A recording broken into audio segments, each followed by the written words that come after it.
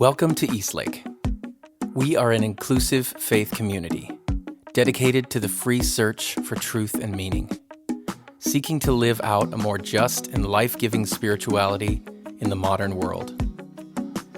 We see faith as less about doctrines and dogmas demanding total agreement, but a life to be lived, enjoyed, and given away to others. What unites us is a growing awareness that life is a gift and love is the point. We welcome the entire human family, regardless of race, age, creed, physical abilities, marital or economic status, gender identity, or sexual orientation. So if you are curious and have come to see, if you are tired and have come to rest, if you are grateful and have come to share, if you are journeying and have come to grow, if you are wounded and have come to heal, if you are joyful and have come to shine, welcome home.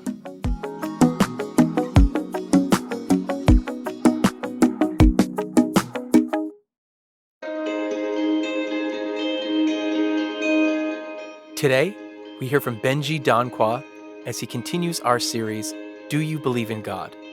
Please check the description for links to our quarterly Spotify playlist and guided meditation.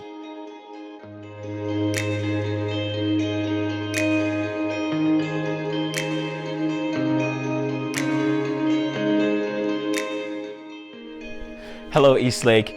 It is always a joy to be with you. I know it's been a while. I'm doing well. I hope you guys are doing fantastic. When I got the email from Peter and the team about this new series, Do You Believe in God? I was so excited to be a part of it. My neurons were firing. I had so many ideas and thoughts and concepts kind of crashing into my being. I couldn't wait to get to work to craft this talk. And I was thinking about why, and there are a few reasons that I just want to share. It's just fun. One is because I just love all conversations about God and spirituality and faith. I always have. And the desire and the passion has just increased, and I'm definitely taking full ownership over that. No shame whatsoever. But secondly, I felt a little bit excited about my position and my response to the question, and I was kind of excited to share that. That was, of course, until the next morning when I began to descend into the abyss, right? I started to feel a little bit of an existential crisis, my position completely shaky, and like, oh my gosh, this was a big mistake. I need to reach out to Peter and the team and let them know I am pulling out. I cannot be a part of this series. My wife and I were sitting on the couch and watching Midnight Mass, and it just dawned on me, oh my gosh, this is what I've read about. This is what, all the spiritual teachers have talked about, which is that as we go along on the journey, on the spiritual journey, especially for those of us who have the privilege of going through, that destabilizing and disorienting stages of faith where, we begin to question everything that we have been handed, and it just seems like nothing is working, or all the formulas come up short, right? It just starts to, when we go through those seasons, it becomes less about certainty, and rightly so, actually becomes about faith, right? Which makes total sense to me, because if we had everything lined up and all of our ducks in a row, and we had no questions, and we had all the answers to all the questions, it wouldn't be called faith, which again makes so much sense to me now. So I was glad for that, at the very least, that reframe, right? That kind of pulled me back out of that existential hole. And here I am today being able to share with you. So, do I believe in God? And I want to maybe tell you a story to get this started. So about 5 years ago, I felt like it was time for me to leave full-time ministry. And at the time, the sense, the nudge, the feeling I had was that it was just time for me to have some space and just kind of take a break. And but now that I look back on it, I was definitely getting pulled, I wasn't in alignment. Let's put it that way.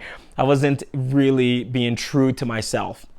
And so I was afforded this incredible opportunity to be able to kind of take a step back and reassess and take a look at all the things that I had been handed, especially faith-wise, and just kind of ask myself, what do I think about all of this? What do I believe? Does it make sense? Does it correlate with reality so far? And for the most part, it went well. I think I had been doing some of that work in the background, and it was time to just kind of bring it to the fore and really take a look at it and kind of come into alignment. And so it went well. It wasn't too crazy. But when it came to the issue of God, which apparently inevitably always comes back to that, right? When the things, the beliefs, the ideas that we are handed stop working, or some of the simple formulas that we were given begin to encounter more complex reality, and then they seem to not be working. It inevitably it ends up becoming about God. And do I believe in God? Does God exist? And I found myself right smack in that place, and that was brutal.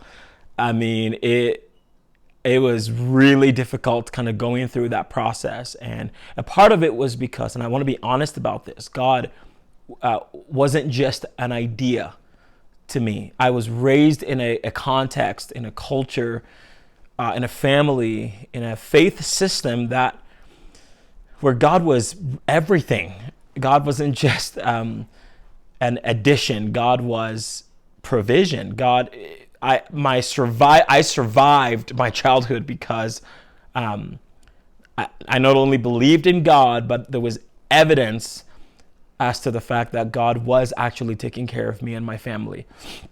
And so to go through this process of feeling like I was losing God, right? Which again, it makes sense because when the complexity of reality met the simplicity of the answers I was giving, it just didn't mesh. And I think it was also a little bit too much for my brain to process. And so the easy way was for me to just say, you know what, it's not worth it any longer. And really to come to the point of, God, I don't think God exists. And one particular night, it was so painful. I had my heart was aching. I was devastated. It felt like it was time to say goodbye.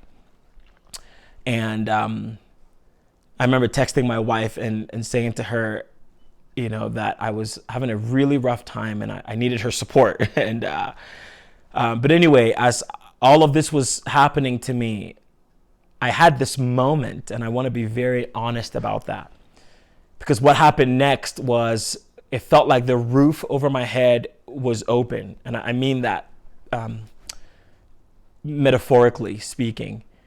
It felt like the roof opened. What was dark and isolating and kind of hopeless, all of a sudden felt like light kind of beamed through my entire being. And I heard something familiar. I heard or sensed or felt three answers to questions that had been really troubling me, that I didn't feel like I had answers to. And in a moment, those questions, those answers just kind of broke through. And as relieving as it was to hear or sense or feel this familiar knowing, it was equally troubling because it raised even more questions that I didn't have answers to. And as comforting as it was to know that, oh God, God is still there, at least in my perception. I knew something was dying. I knew that the experience of losing something slipping through my fingers was real. It was real enough for me to know something was dying in that day. And it could have been the images of God that I had been handed that no longer was working. It could have been, maybe the framework of just even the belief system that I had been handed overall, right? The simplicity of it all. Just, I was losing that. And something was dying, but in my perception, it wasn't the all in all that I had come to know and experience. Hey everyone, it's Kristen. Just wanted to take a moment to say thank you for tuning in. I hope that you're finding these messages helpful for you in your everyday life. That's what we're trying to do here, is gather around the idea that life is a gift and love is the point, and let's give ourselves ways to move forward in that in our own everyday world. So I wanted to take a moment to say thank you for being a part of this community. To those of you who have participated and given financially, we want to say thank you to you. Everything that we do here happens because people make contributions. People say, I value this place, I want it to exist for me and for other people, and so I'm going to support it. And so we just want to say how grateful we are that you do that. And for those of you who maybe haven't had a chance to contribute yet, we would ask you to consider maybe doing so. If you find this place beneficial, if you find these messages helpful for you, then consider joining us in that way. You can go to eastlakecc.com to make a contribution, and we just always are thankful for the people who want this place to exist. So thanks again for tuning in. Let's get back to the message. As unexpected as this moment was, it wasn't surprising. Again, because I had had 15 plus years of experience with this kind of knowing, being raised in a context that was so, heavy on experience, even though we lacked kind of articulation, right? That expanded articulation of reality. And I was so thankful for the fact that it had been, my experience of faith had been so immersed in experience and embodiment, not just ideas and beliefs even. If I can share a story, when I was about 10 years old, my younger brother was probably 6 at the time. And he woke up from a nap and crying, unconsolable. And if I remember correctly, we calmed him down and then asked what had happened. And he went on to share that he had had a dream. And in his dream, Jesus came to him and basically told him that there was going to be a thunderstorm that was going to be severe enough that a property was going to be damaged, but everybody was going to be fine. Again, this wasn't unusual language or in our experience. And so although we didn't really take him seriously because he was young, at the same time, it was kind of like, yeah, it's likely, so all I remember is that it happened exactly as he said. Out of nowhere, the clouds gathered. There was a thunderstorm, and a few roofs over some of the houses were yanked away, and some of the property was destroyed. Kind of crazy, right? If I could share another story, I was traveling with my spiritual father, and he had been invited to be a guest speaker at an event. I was asked to be on a panel. And while I was getting ready that morning to go meet him at the airport, I had this knowing, this familiar knowing again, that I wasn't just going to be on the panel, I was going to be a guest, I was going to be speaking on a session. And here's what I was supposed to speak on. Again, because this was normal to my experience, there wasn't any questioning or doubting. I just kind of worked it through in my mind and kept going. As I was walking out the door, I walked past my Bible, and I had this nudge, grab your Bible. And that I remember arguing, because I thought, I have my phone and I have my iPad. I don't need my Bible. But I grabbed it anyway, and I headed off to the airport. And when I got to the airport, my spiritual father, the first thing that he said to me was, "Did you bring your Bible?" And my response was, "Am I speaking at a session?" And he said yes, and explained to me what had happened. For me,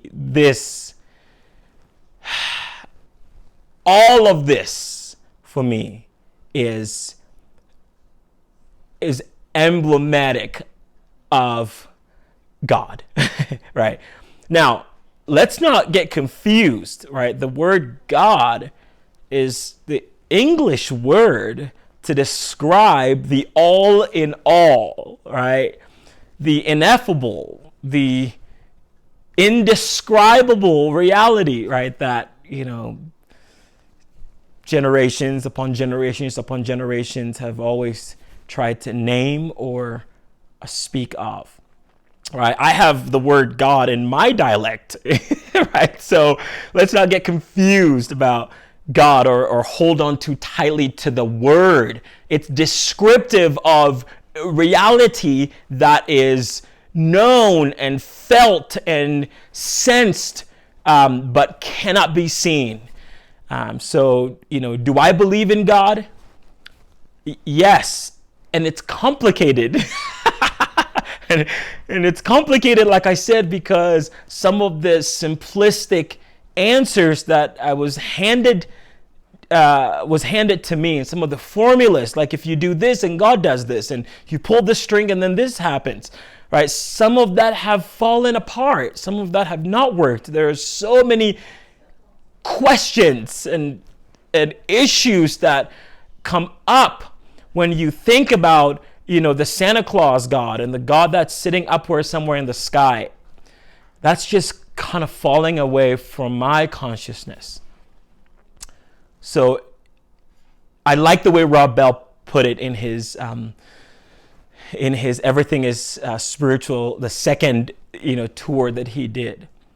And he was speaking of, you can't see the wind, but you can feel the effects.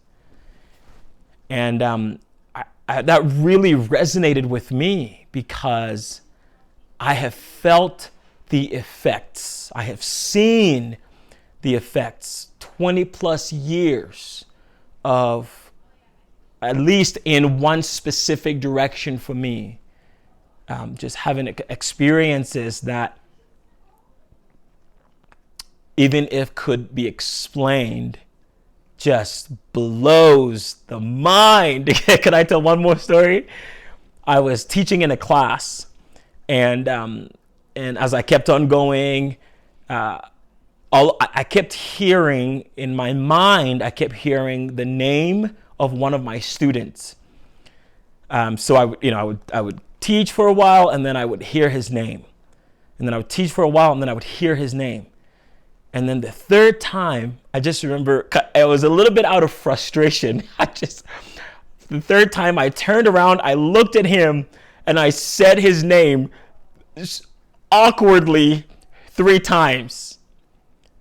And he freaked out, threw his books up in the air. And he said, "I just asked God to have you call my name 3 times. And I remember thinking, please don't ever put that kind of pressure on me again.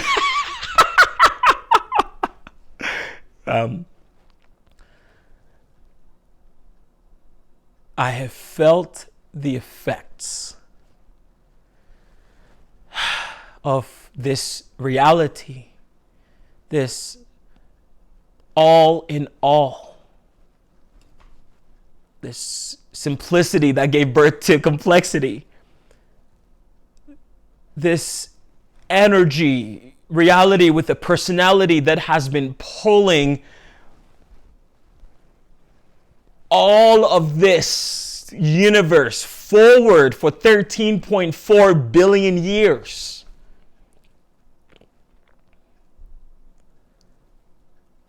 I feel comfortable calling that God. And man, I'm telling you, like I said, it's so complicated because we live in a time where we have access to so much information, so much scientific data that sometimes can leave us feeling a little bit cold, like we are alone. But my experience has been that we are not alone. And no, it is not simplistic, as I was told before. And no, it is not, for those of you who know, I'm using Brian McLaren's stages of faith, right? It's not just 4 steps to this and then you have it all figured out, or 7 steps to that and it's all completely understood. It's a little bit more perplexing than that. But the invitation for me that I had that night, the invitation was, can you stay in the tension? That there is something that is moving all of reality forward, and it's pulling us forward into more and more inclusion and more, healing and more expansion, more and more togetherness. And yes, there are questions that I don't know if I'll ever have answers to. But again, it wouldn't be called faith if I did.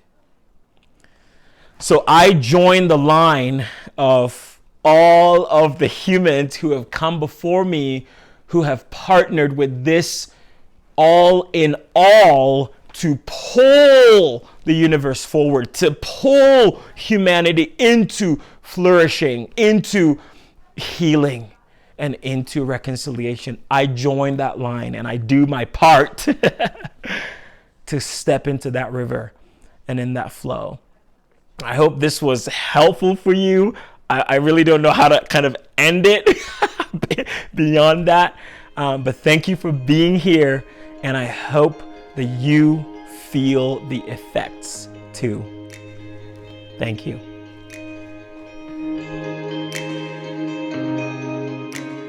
Thank you for joining us.